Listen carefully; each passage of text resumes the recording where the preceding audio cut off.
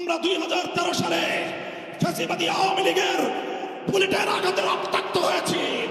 2021 সালে আমাদেরকে হত্যা করেছে, বছরের পর বছর বিনা বিচারে আমাদেরকে কারারুদ্ধ করে রেখেছে। সেই সন্ত্রাসী সংগঠন আওয়ামী লীগকে আবার বাংলাদেশের রাজনীতিতে যদি পুনর্বাসন করবার কোন দুঃস্বপ্ন কেউ দেখেন, তাহলে আমরা পরিষ্কার ভাষায় বলে দেই, তার সঙ্গে আমরা আওয়ামী লীগের চেয়ে ভিন্ন কোনো আচরণ করব না। প্রফেসর ডক্টর ইউনূস সাহেব এবং অন্তর্বর্তীকালীন সরকারকে আমরা একটা বার্তা দিয়ে দিতে চাই। মনে রাখবেন, 71 সালে এদেশের মুক্তিযোদ্ধারা বলেছিল, আমরা পিন্ডির গোলামীর জিঞ্জির ছিন্ন করেছি, দিল্লির গোলামী করবার জন্য নয়। আজ 2024-এর জুলাইয়ের স্বাধীনতা সংগ্রামের পর আমি বলতে চাই, আমরা দিল্লির দাসত্বের শৃঙ্খল থেকে মুক্ত হয়েছি, নিউ ইয়র্কের গোলামী করবার জন্য নয়। যদি এজন্য আমাদেরকে আরো জীবন দিতে হয়, যদি এজন্য আমাদেরকে আরো রক্ত দিতে হয়, আরো ত্যাগ আর কোরবানি স্বীকার করতে হয়, যদি আরো বড় করে নজরানা পেশ করতে হয়, শাহাদাতের রক্ত দেওয়ার জন্য, জীবন বিপন্ন করে দেশ এবং ইসলামকে রক্ষা করার জন্য আল্লামা বাবু নগরীর হাতে শপথ গ্রহণ করতে কারা কারা প্রস্তুত আছো? হাত তুলে শপথ করো। আজ 2025 সালের 3রা মে বাংলাদেশের রাজধানী ঢাকার ঐতিহাসিক সোহরাওয়ার্দী উদ্যানে আয়োজিত হেফাজতে ইসলাম বাংলাদেশ আহুত এই মহা সমাবেশকে লক্ষ্য করে আমি সর্বপ্রথম স্মরণ করতে চাই ওই সকল বীর শহীদানদেরকে। শাপলা থেকে 2024-এর জুলাই বিপ্লব পর্যন্ত রক্তে রাঙা যেই পথ পাড়ি দিয়ে বাংলাদেশ 2024-এর 5ই আগস্ট দ্বিতীয়বারের মতো স্বাধীনতা অর্জন করেছে। সেই স্বাধীন বাংলার মাটিতে দাঁড়িয়ে আমরা শপথে বাণী উচ্চারণ করতে চাই, রক্ত দিয়ে স্বাধীনতা এনেছি, প্রয়োজনে রক্ত দিয়ে সেই স্বাধীনতা আমরা রক্ষা করবো ইনশাআল্লাহ। স্বাধীন বাংলার মাটিতে দাঁড়িয়ে আমরা বলতে চাই, নারী সংস্কারের নামে আল্লাহর কোরআনকে, ইসলামকে যে কটাক্ষ করা হয়েছে, ধর্মীয় উত্তরাধিকার বিধান, পারিবারিক বিধানকে নারী পুরুষের মধ্যে বৈষম্যের প্রধান কারণ বলে আখ্যায়িত করে বিতর্কিত নারী বিষয়ক কমিশন এদেশের সংখ্যাগরিষ্ঠ মানুষের ধর্মীয় অনুভূতিতে আঘাত প্রদান করেছে। ধর্মীয় অনুভূতিতে আঘাত প্রদান করবার অপরাধে তাদের বিরুদ্ধে আমরা রাষ্ট্রের শাস্তিমূলক ব্যবস্থা দেখতে চাই। হেফাজতে ইসলাম বাংলাদেশ বলতে চায়, এই তথাকথিত পশ্চিমা ধ্যান ধারায় বিশ্বাসী বিতর্কিত নারীবাদীদের আদর্শ এবং দর্শন নয়, বরং হেফাজতে ইসলাম বাংলাদেশ ইসলাম প্রদত্ত আল্লাহর ঘোষিত নারীর ন্যায্য অধিকারে বিশ্বাসী। ইনশাআল্লাহ হেফাজতের সংগ্রামী মহাসচিব কর্মসূচি ঘোষণা করবেন। সারা বাংলাদেশ জুড়ে হেফাজতের নেতা কর্মীদেরকে আগামী মাসগুলোতে গোটা বাংলাদেশ জুড়ে নারীর ন্যায্য অধিকার আদায়ের জন্য মাঠে নামতে হবে, মাঠে নামতে হবে। আমরা পরিষ্কার ভাষায় বলি, বাংলাদেশের স্বাধীনতার 53 বছরের মাথায় এসে সংবিধান সহ রাষ্ট্রের ব্যাপক সংস্কার কার্যক্রম শুরু হয়েছে। এই সংস্কার কার্যক্রম চলাকালীন সময়ে বহুত্ববাদের মতো এই বিতর্কিত একত্ববাদ বিরোধী কোনো কনসেপ্ট বাংলার মানুষ গ্রহণ করবে না। আমরা সংবিধানে আল্লাহর উপর অবিচল আস্থা এবং বিশ্বাসকে পুনর্বহালের দাবি করেছি। এই দাবি বাস্তবায়নের জন্য আগামী দিনে হেফাজতে ইসলাম বাংলাদেশ কঠোর কোন সিদ্ধান্ত নিতে হলে হেফাজত সেই সিদ্ধান্ত নেবে ইনশাআল্লাহ। আমরা পরিষ্কার ভাষায় বলি, ডক্টর ইউনূস সাহেবের সাথে হেফাজতের কেন্দ্রীয় নেতৃবৃন্দ অনেকবার সাক্ষাৎ করে বিনয়ের সঙ্গে আবেদন করেছি, আমাদের বিরুদ্ধে ফ্যাসিবাদী আমলে দায়েরকৃত মিথ্যা মামলাগুলো প্রত্যাহার করেন। কিন্তু কেন যেন মনে হচ্ছে আমাদের সোজা আঙ্গুলে বুঝি ঘি উঠবে না। প্রফেসর ডক্টর ইউনূস সাহেব, আপনি কি সে কথা ভুলে গিয়েছেন? এই সেদিনও আদালতের পাড়ায় আপনি আমাদের সঙ্গে পাড়ায় পাড়ায় ঘুরতেন, আদালতের অলিতে গলিতে ঘুরতেন। আমরা পরিষ্কার ভাষায় বলছি, আগামী 2 মাসের মধ্যে যদি হেফাজতে ইসলামের বিরুদ্ধে দায়েরকৃত মামলাগুলো প্রত্যাহার না হয়, হেফাজতে ইসলাম বাংলাদেশ সে মামলা বাতিল করার জন্য যা করতে হয় করবে, তাই করবে ইনশাআল্লাহ।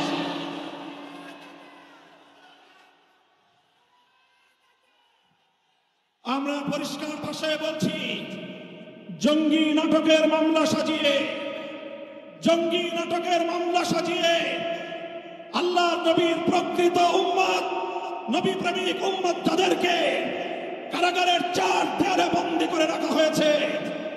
যারা নবীর দুশমনদের বিপক্ষে পদক্ষেপ নিয়েছে তারা গোটা উম্মতের কাছে হিরো, তারা গোটা উম্মতের হৃদয়ের মণি, চোখের মণি, হৃদয়ের প্রশান্তি।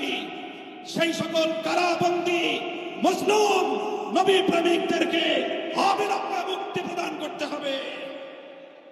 আমরা বলছি, আমরা ফিলিস্তিন ইস্যুতে গাজাবাসীর পক্ষে, জায়নবাদী ইসরায়েলের আগ্রাসন এবং গণহত্যার বিরুদ্ধে গোটা বিশ্ববাসীর সঙ্গে আমরা সহমত।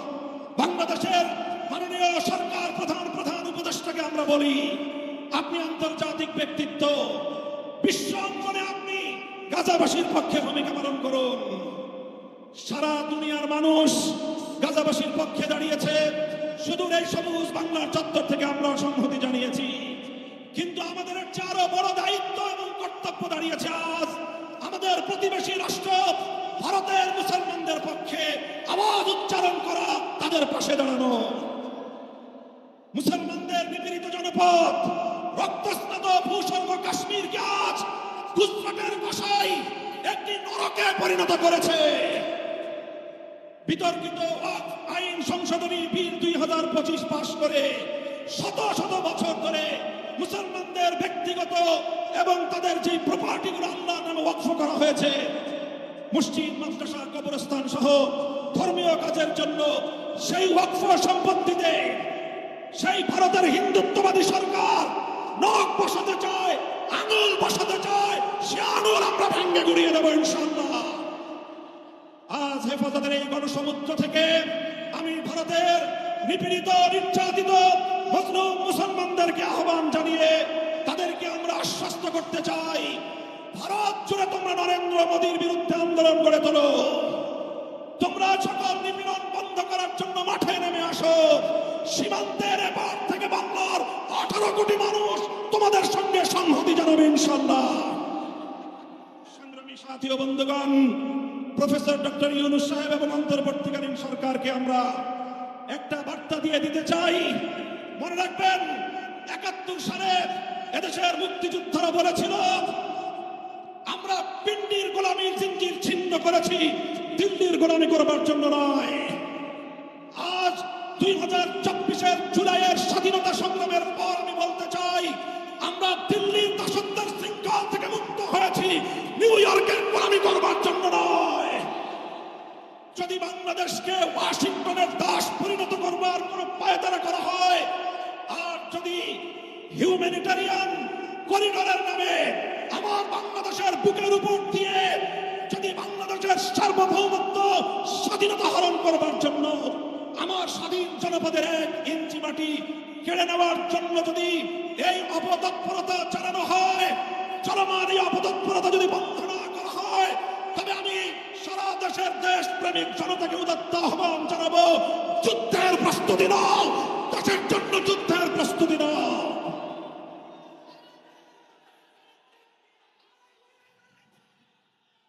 আমরা আমার দেশের প্রতি ইঞ্চি মাটি আমার জায়নামাজের মাটি। আবার বলছি, আমার স্বাধীন বাংলার প্রতি ইঞ্চি মাটি আমার পবিত্র জায়নামাজের মাটি।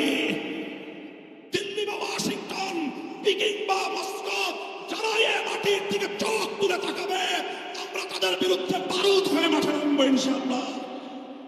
সংগ্রামী সাথী ও বন্ধুগণ, ফ্যাসিবাদী আওয়ামী লীগকে সন্ত্রাসী সংগঠন হিসেবে ঘোষণা করবার যে দাবি জানানো হয়েছে, মনে করবেন না এটা আমাদের দুর্বল কোনো দাবি।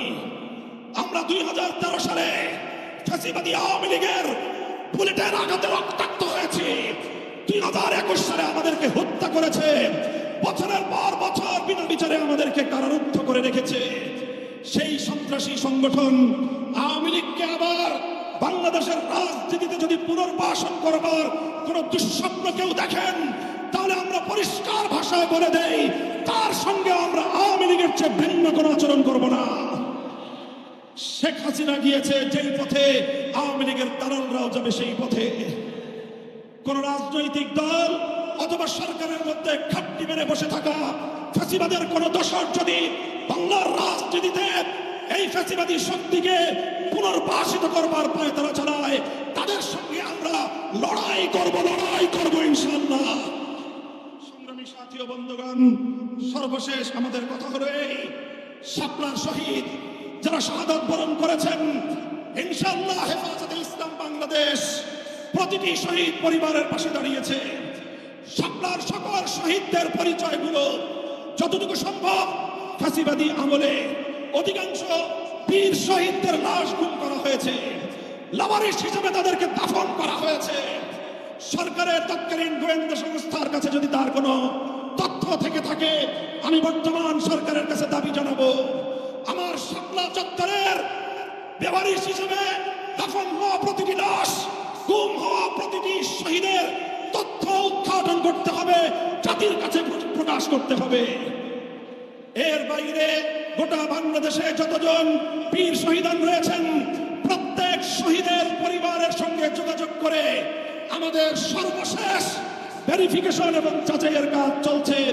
ইনশাআল্লাহ আমরা শাপলার রক্তে রঞ্জিত এই মে মাসের মধ্যে হেফাজতে ইসলামের পক্ষ থেকে আমাদের ভেরিফাইড সেই সকল বীর জাতীয় শহীদদের পরিচয় এবং তাদের গৌরবগাথা ইতিহাস জাতির সামনে আমরা তুলে ধরবো ইনশাআল্লাহ। সেই সকল রক্তরাঙা শাপলার বীর শহীদদের স্মৃতি বিজড়িত ইমানের যুদ্ধমণীয় কাফেলা, শাপলা চত্বরের শহীদি কাফেলা হেফাজতে ইসলাম বাংলাদেশকে আমি আজ বাংলাদেশের স্বাধীনতার অদম্য প্রহরী হিসেবে ঘোষণা করতে চাই।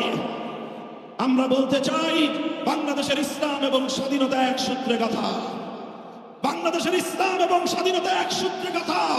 যারা বাংলাদেশে ইসলামের উপর আঘাত করে, তারাই স্বাধীনতার দুশ্মন, তারাই স্বাধীনতার শত্রু। আগামী দিনে দেশ এবং ইসলাম স্বাধীনতার এই শত্রুদেরকে যেখানেই পাওয়া যাবে সেখানেই প্রতিহত করতে হবে, সেখানেই প্রতিহত করতে হবে। যদি এর জন্য আমাদেরকে আরো জীবন দিতে হয়, যদি এর জন্য আমাদেরকে আরো রক্ত দিতে হয়, আরো ত্যাগের কোরবানি স্বীকার করতে হয়, যদি আরো বড় করে নজরানা পেশ করতে হয়, শাহাদাতের রক্ত দেওয়ার জন্য, জীবন বিপন্ন করে দেশ এবং ইসলামকে রক্ষা করার জন্য আল্লামা বাবু নগরীর হাতে শপথ গ্রহণ করতে কারা কারা প্রস্তুত আছো? হাত তুলে শপথ করো।